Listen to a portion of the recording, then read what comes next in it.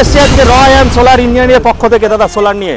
তো দেখতে পাচ্ছেন, হ্যাঁ বলো দাদা কি দেখাচ্ছ? স্ট্রাকচারটা বসানো আছে, মুভমেন্ট করা যাচ্ছে। হ্যাঁ, সূর্যে যদি মুভমেন্ট হয় যেদিকে খুশি ম্যানুয়ালি মুভমেন্ট করতে পারবে এই স্ট্রাকচারটা। হ্যাঁ হ্যাঁ, সাবমার্সিবল 5 HP সিস্টেম বসানো আছে এখানে। আচ্ছা, তো দাদা জল দেখতে পাচ্ছেন কত সুন্দর জল উঠছে, জল উঠছে একদম।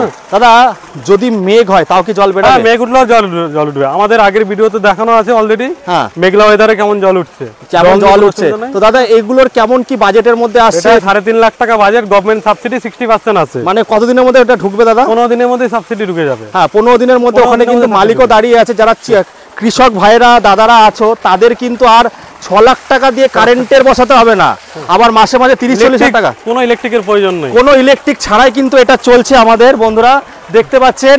মাত্র দাদা ডাউন পেমেন্ট কত করতে হবে প্রজেক্ট বসাতে পারলে হলে? প্রজেক্ট টোটাল 3.5 লাখ টাকার 80% লোন পেয়ে যাবে। 80% লোন পেয়ে যাবে বন্ধুরা। স্ক্রিনে দেওয়া খালি কৃষক কার্ড থাকতে হবে।